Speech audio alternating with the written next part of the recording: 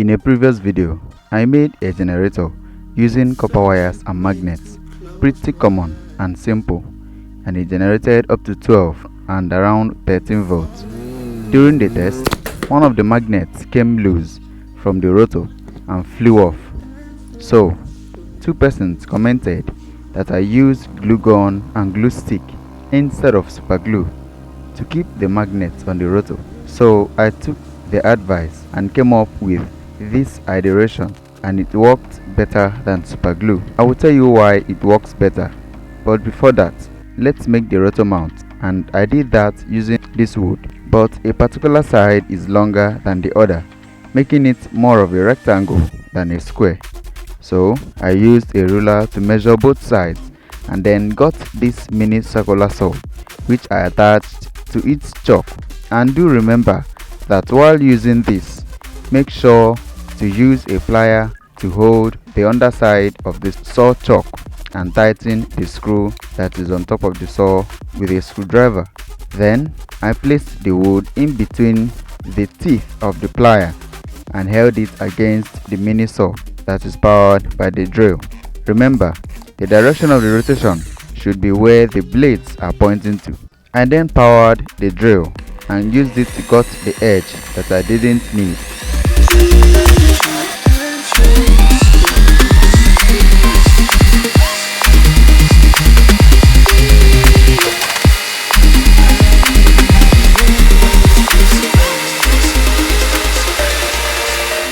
Now we can see from the ruler that both sides are now similar. I then got a drill bit to make a hole through the wood, but not wanting to drill off center. I placed a ruler diagonally on the wood and marked it with the saw to reveal an X pattern that would indicate the center. With that, I then drilled a hole through the wood.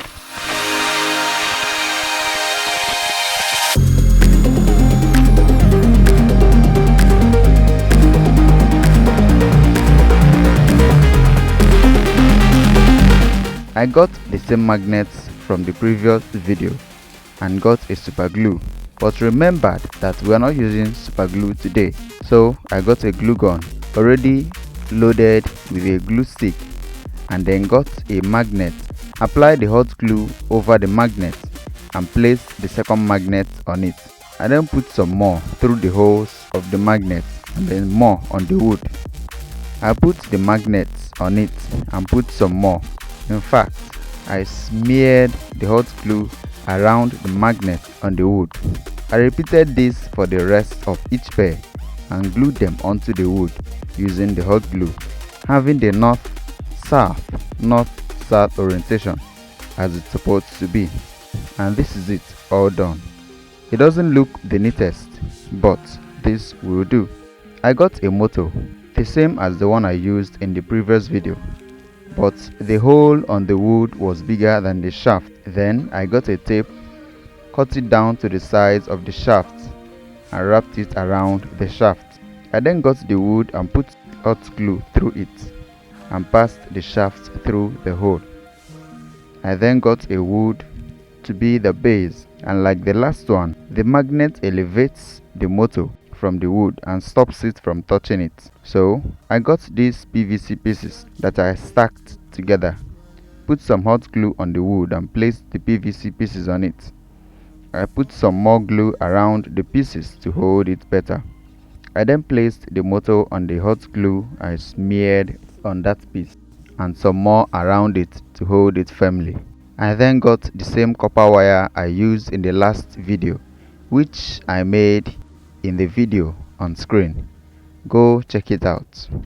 I put the copper winding down on the base very close to the magnets and put some hot glue around the base of the copper winding to make it hold much stronger without getting pulled in by the magnet. You can see how close they are.